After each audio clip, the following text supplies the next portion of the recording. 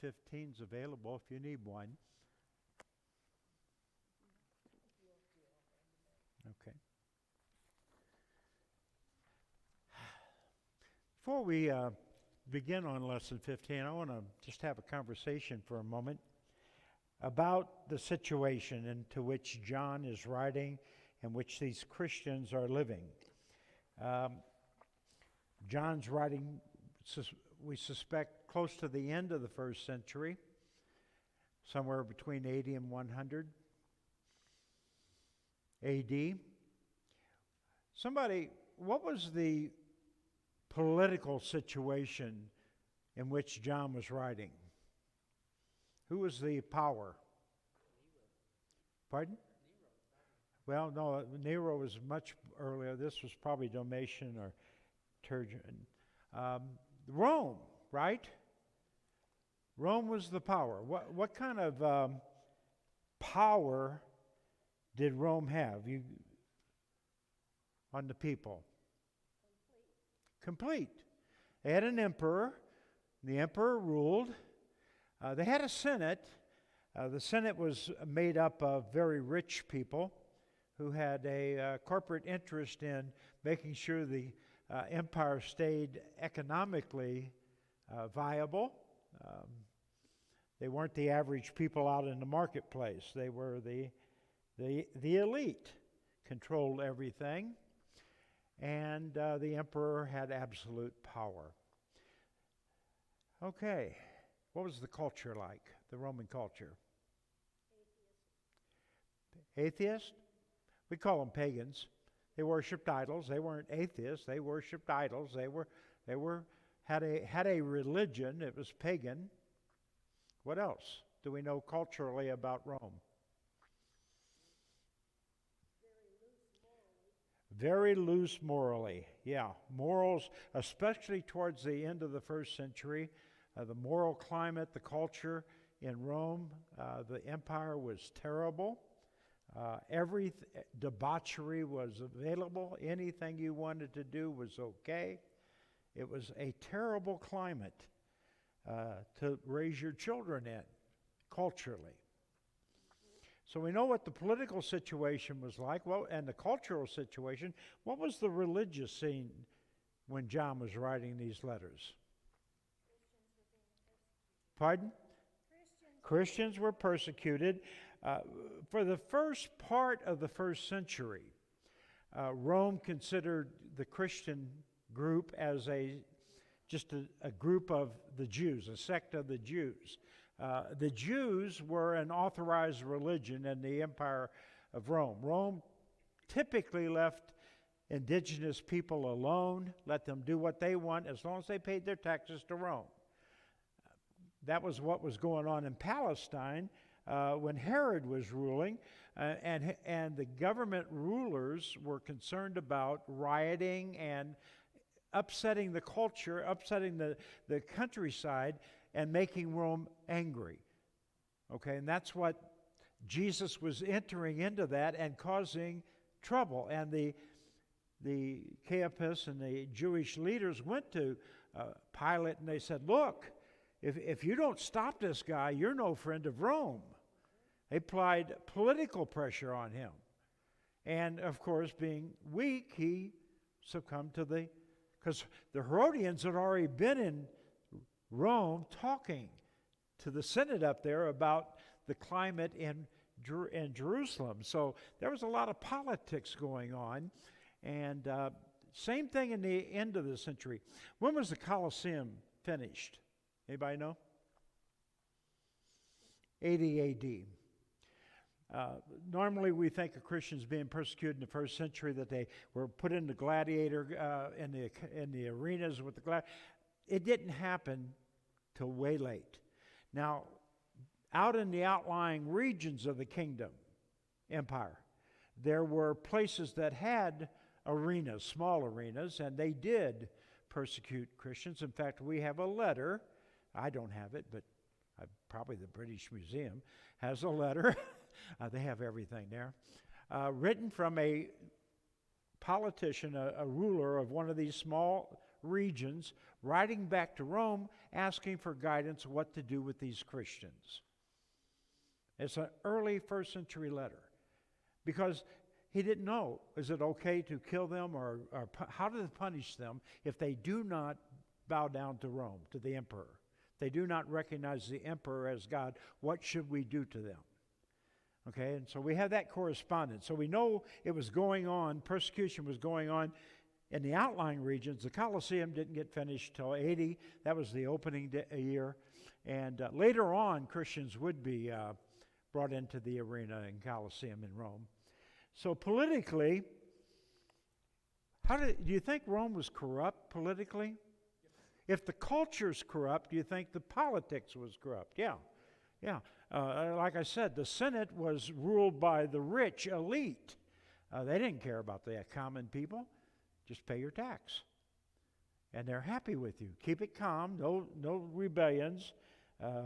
That's why Rome was putting soldiers in people's homes and stuff to keep the rebellions down. Same thing with the British and the Americans, okay, but that's another story. Okay, so we have a corrupt government, a dictatorship basically, one-man rule, whatever he says. Then you have a culture that is pagan. Debauchery goes on, anything goes. Morally declining, sexual sins, everything's going on. It's terrible. Corinth was worse because it was a port city, okay? But the whole empire was going through these changes. And then, okay, and the last thing I asked you was, what was the religious world like? Karen said persecutions, and there were local persecutions, not empire-wide. It wasn't recognized as an official religion, Christianity of Rome, until 300 A.D., when Constantine converted to Christianity, the emperor, and then he made Christianity the official religion, got rid of paganism. But that's 300. We're in the first century here. What was besides local persecutions, what else was going on religiously? Evangelism was going on, Christian evangelism. Before we get to that, what about the Judaizers? Who were they? They followed Paul around all the time. They were either Jews or Jews that had converted to Christianity partially. And what they were teaching Paul's converts was, before you can become a Christian, you have to do what? Become a Jew. You have to learn to be a Jew. Then you can, because it's only fair. We had to do it. That's not me, is it? It is. I thought I turned the sound off. I know I did. I'm sorry. Oh, it's Walgreens telling me my medicine's in. Yeah, they were going around telling people, because they had to do it, it was only fair that these Gentiles had to go through the same torture. Burdensome, we talked, my rules, we're going to talk about that. My laws are not burdensome. Well, the Jews had made them a burden. And so what else religiously was going on? You had Rome, which was pagan. The Gentiles were pagan worshipers, or they weren't worshipers at all. You had Judaizers coming around telling young Christians you had to convert to Judaism first, and then the people John is writing about. What's the other religious thing going on at this time? False teachers. Let me turn this sound off. I honestly thought I turned it off in the car. Yeah, I hear you. They left a text message. Okay, I'm sorry. So, the false teachers were attacking Christianity, all kinds of false teachers. There was a lot of false teaching going on in the first century. Some of them thought that John's gospel was a Gnostic gospel, that it held secret language, knowledge, and they tried to divide the church their way. There were some congregations that did not like Paul or did not like Peter. We see that in Corinth. There's a lot of religious turmoil going on. There's government turmoil. There's cultural turmoil. When did Rome fall? The official date, according to Gibbons, and there's a reason why he picked that year, is 476 AD. So we're in the first century here. We're at the end of the first century. Rome's going to be in power for another 400 years. Now, how long have we been a nation? 250 something? Is that right, John? Yeah. Something like nothing. We have no concept of time like that. For next 400 years, Rome's going to be in power theoretically. It's going to be going downhill. What was one of the things that was happening that caused Rome to fall? Well, a lot of things. All the stuff that we've been talking about, but also beginning around 380 AD, the barbarians and the Goths and other people, indigenous people, started illegally migrating into Rome. And in fact, it was one of those barbarian leaders that in 476 killed the emperor, and that's the date of the fall of the empire. But they had all these immigrants coming in that changed the culture. Okay, so we got political corruption and turmoil. We got culture in decline. We got religious world all over the place. We got society changing. Okay. What? You know where I'm going, don't you? What's the political system in America today? Stable? We're probably as divided as we have ever been, haven't we? You take a poll on any subject, it's almost 50-50, yes. I was going to say the other thing that got Rome was an overextension. Oh, yeah, overextension. They were stretched out so thin that they couldn't manage all they were trying to manage. Right. And they were collecting taxes from these distant points, but when they got tired of it, they just couldn't manage it. Became an administrative problem. Do we have corrupt politicians? I mean, anybody notice that people go into politics near the poverty level and come out multimillionaires? And ever wonder how that happens on a government salary? Yeah, we have corruption in all levels of government. What do we do about it? We can't do anything about it. It's been going on since there have been governments. Okay? The rich get rich, the politicians, the powerful, they have a way of controlling things. And we saw during the COVID lockdowns the power of government to confine us to our homes. Right or wrong, I'm not going to debate whether it was, but they had the power to do it and enforce it. I don't know if you read the headline today or the news today, but the mayor of New York has declared that no more imports of meat to the New York City. The schools and nursing homes are already eating plant-based foods, and the meat gives off too many emissions for climate, so they're outlawing all meat. The cattle rustlers are a little upset, cattle farmers, but yeah, that was just today. They're going to control what they eat. Culturally, what would you say the culture's like today in our country? Pardon? Atheist. We are a post-Christian nation.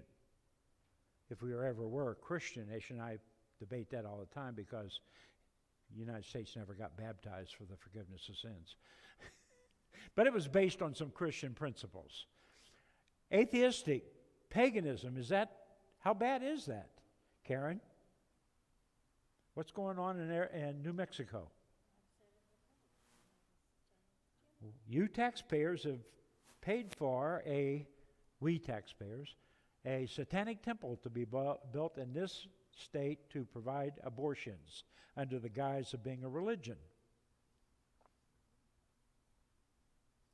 Culturally, we are on a downswing. Would you not say? Do you realize in the last 2 years the changes that have taken place? Just in 2 years.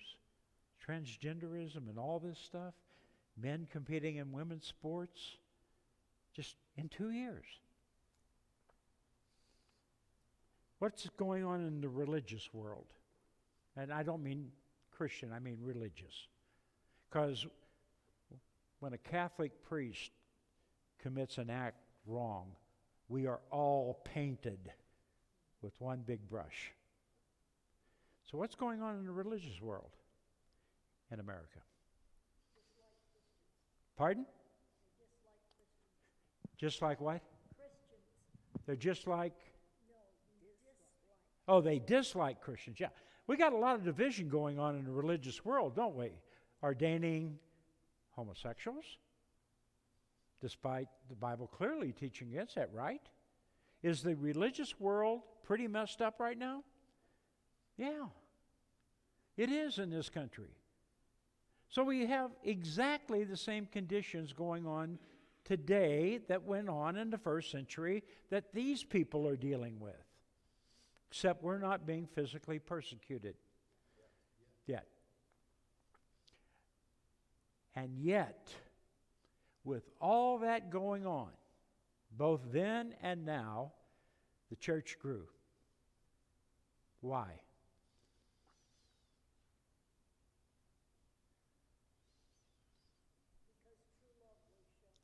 Pardon? Because people who are Christian do what? Showed true love of others. Okay. They show the light to others. Is that what you, yeah. Yeah. Because Christians were out spreading the gospel message to a lost, debauchery world, to a corrupt political system. They were preaching Jesus. And the church grew in the first century. Can the church grow today? I know those people aren't interested in hearing the Bible, right? The church can grow today if Christians stand firm on the Word and live it, show the light, and teach it. Faith cometh by hearing. Your actions speak, but also your mouth speaks. So we got a lot of things going on that John and these people had to experience, but yet they were growing. The church was growing. They didn't have air-conditioned buildings yet. That comes around the 300s. But they were growing. Mouth to mouth. People were teaching.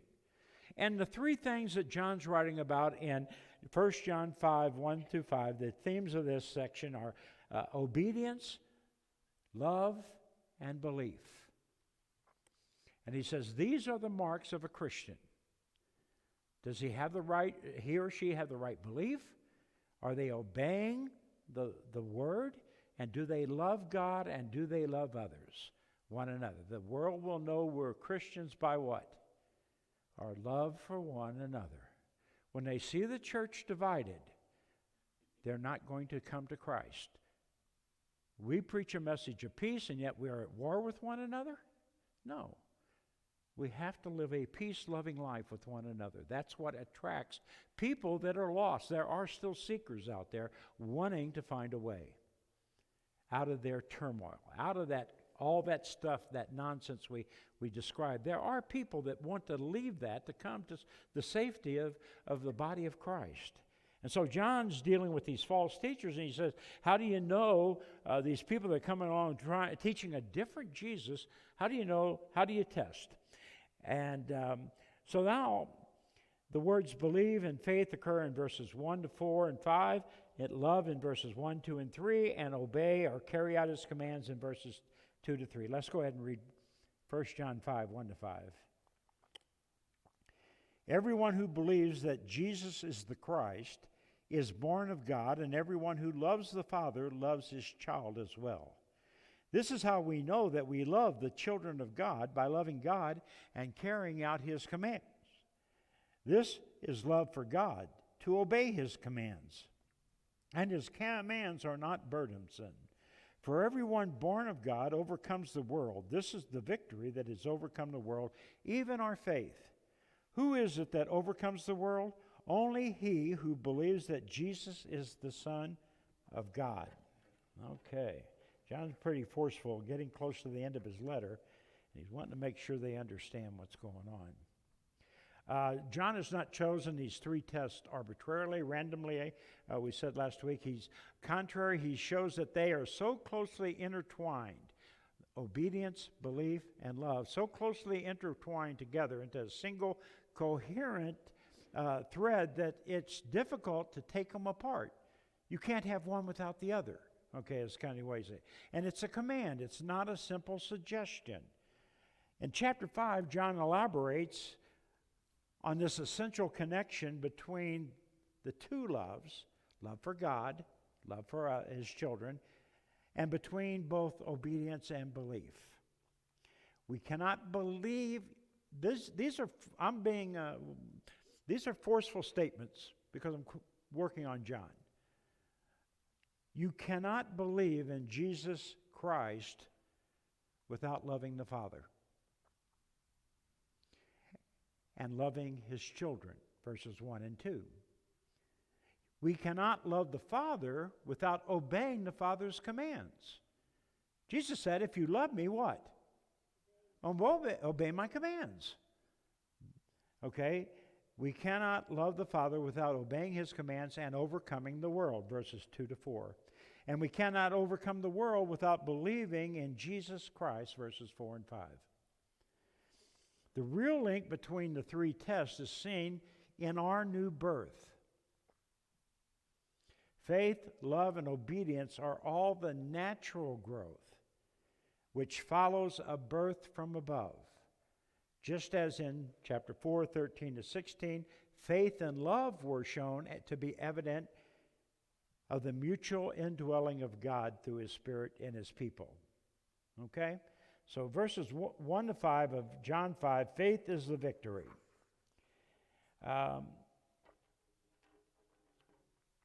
What's the first condition for knowing we are born of God? Verse 1. John says the first thing, believing that Jesus the Christ is born of God. Why is that so important?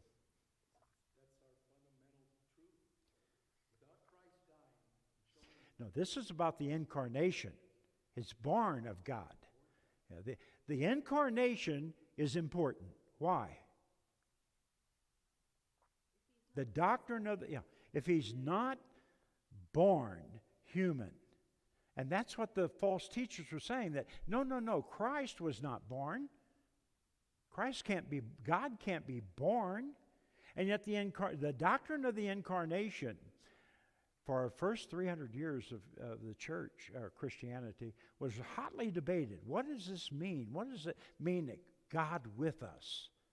That's what the word means, the incarnation, that he's with us physically. Christ put on flesh. We believe that, don't we?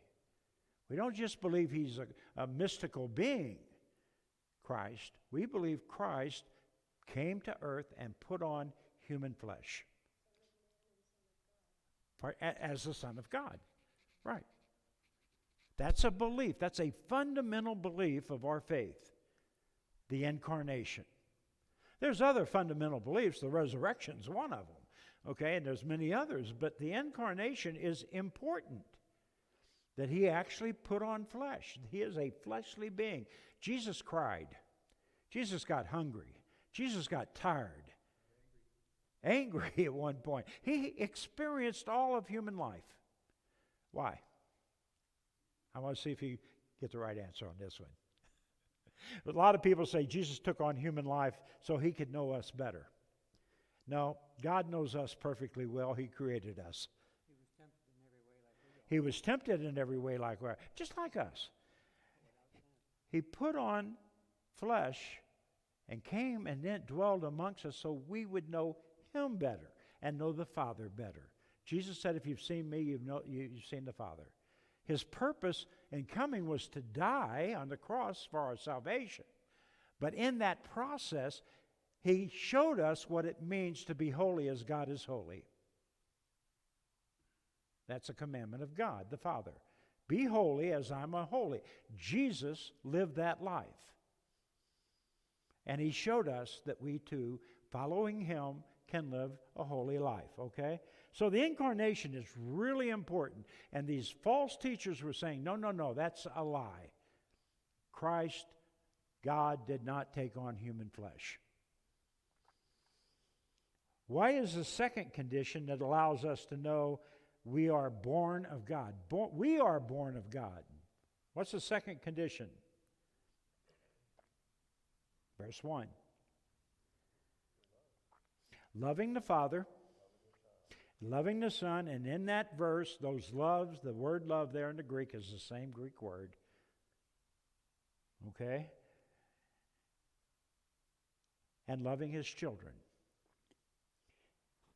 There's a maxim. It goes like this. Love me, love my kids.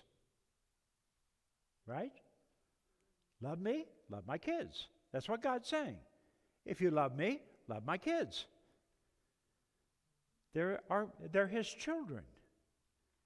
We're not to judge one another. We're not to do any of those bad things that the world does to us to one another. We are to love one another. Be kind, be patient. If anyone slips and falls, we're to help them back up into the faith. All those kind of things. How is loving a fellow Christian a sign that one is a born-again Christian? How is it a sign? Okay, it's a following of commandment. When the world sees our love for one another a sign, they'll know that we are Christians. I mean, we can go around, it would be kind of neat to do an experiment, get a stamp and put on all our foreheads, Christian, and then see how we act during the week when everybody knows, because they see the sign. The sign that we have is not a sign on our head. It's a sign of our love for one another. Come and join my fellowship of Christians. They are a most loving group of people I've ever met.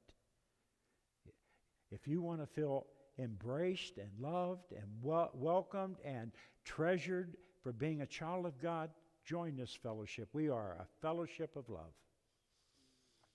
We care about one another. We help one another. Okay? We don't criticize and critique and tear people down. That stuff is easy. We build people up. People come in from the outside world, scarred and bruised, and they come in here and we heal them. Why? So they can go back outside and get bruised and scarred again, so we can heal one another. This is where we edify and heal. Out there, you're not going to find this kind of love that Christians have. You'll find lust. You'll find companionship. But like the prodigal son, when your money's gone and you can't give them anymore, they may desert you. Christ will never desert you. We don't ask your bank account when you put membership here. That's not what we're about. Okay, verse 3. Next question. The commands of God are not what? Pardon? Burdensome. Got in trouble one time because in a sermon I mentioned taking on Christ's burden.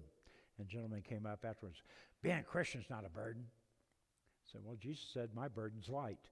Oh, yeah, he did, didn't he? Okay, there are burdens, okay, but it's not like the worldly burdens. What are some burdens? What are some synonyms for burden? A burden. A weight. It's okay to talk in the church building. It's just a building. Pardon? Loathe.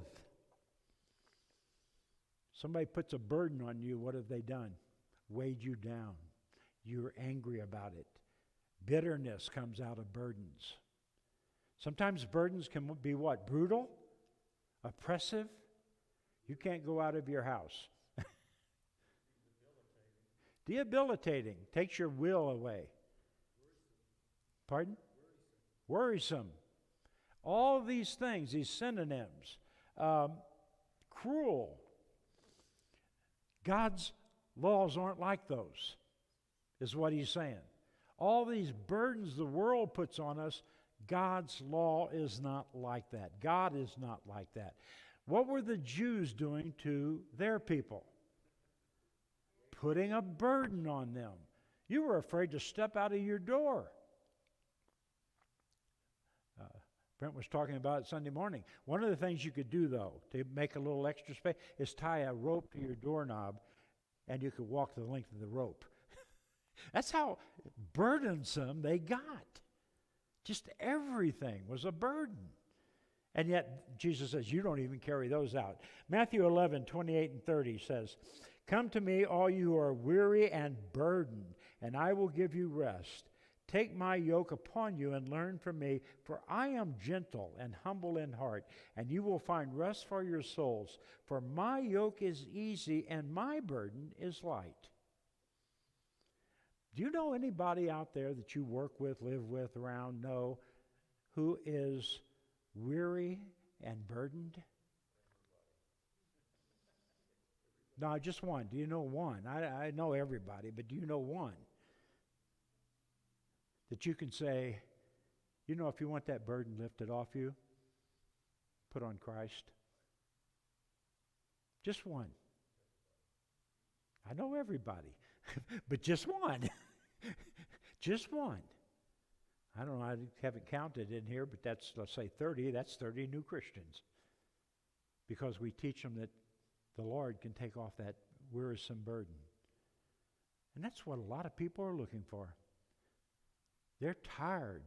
They're knocked down. And they're looking for someone, and it may be a drug, it may be alcohol, it may be work, it may be some addiction, gambling, whatever, that they're looking for to lift that burden. Boy, if I just won the lottery, the burden would leave. No, it wouldn't. Not until you put on Christ. Psalm 19, 7 through 11. The law of the Lord is perfect. Now, he's talking about the old law. He's not talking about New Testament law. He's talking about the Old Testament. The law of the Lord is perfect. It's given by a perfect Father, refreshing the soul. The statutes of the law are trustworthy, making wise the simple. The precepts of the Lord are right, giving joy to the heart. You ever heard of a law giving joy to the heart? The commands of the Lord are radiant, giving light to the eyes. The fear of the Lord is pure, enduring forever. The decrees of the Lord are firm, and all of them are righteous. They are more precious than gold, much more than pure gold. They are sweeter than honey from the honeycomb. By them your servant is warned, and keeping them there is great reward. We have to refocus our minds on what the law of God is. And I'm talking about the whole of the law of God. The Old Testament principles are in the New Testament. Same righteous God.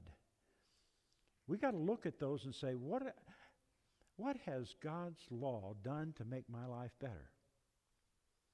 And you ought to be able to run out of paper writing down the things that God's law has done to make you have a more abundant life. Peace, joy, fruits of the Spirit. Okay, going to read the second half of John chapter 10. Discuss what it means to have life to the full, abundantly. Jesus said, "The thief comes only to steal and kill. I have come that you may have life and have it to the full." Abundantly. Abundant life. John 10:10. What did Jesus mean there? What's the abundant life?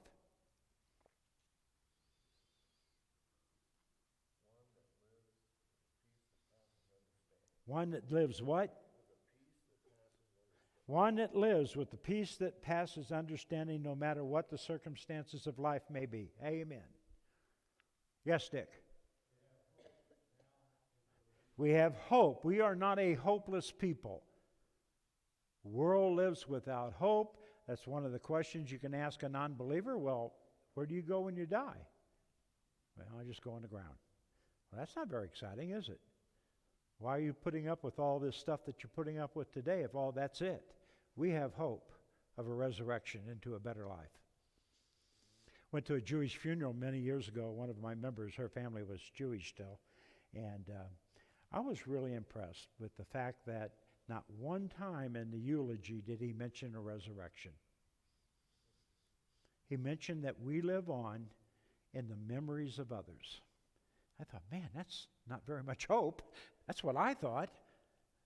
But that's what he told them, that we live on in memories of the people we leave behind. Wow. Well, we do, but I have a better hope than that. Right, Dick?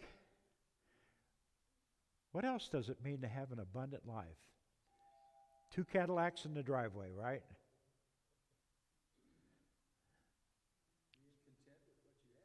Pardon? Learning like Paul, being content, no matter what wealth or poverty, being content. And we need that lesson. Really, today in a materialistic society, we need to learn to be content with what God has provided us. And if he takes it all away, Job, will we curse God and die? Or will we maintain our integrity? That's what we learn in the book of Job. Okay? There's people that have been persecuted, put in prisons, have been put up on narrow crosses without giving up on Christ. You say, well, they didn't have very abundant life. They had the things that last. Okay? And that's what we got to focus on. We are kingdom citizens. We sing that song, "This world is not my home." We live here right now. We obey the rules of the laws, whatever country we're in. There's Christians all over the world. We obey those laws, but we keep our focus on going home. And when you put your focus on kingdom living, what the world does to you doesn't matter. This is passing, temporary, because our hope is in heaven. Abundant life. Now, because we have that peace, we have all that burden lifted off of us now, but we also have it in the life after. Abundant life now and forever. What promise is made to those who are born of God? Verse 4.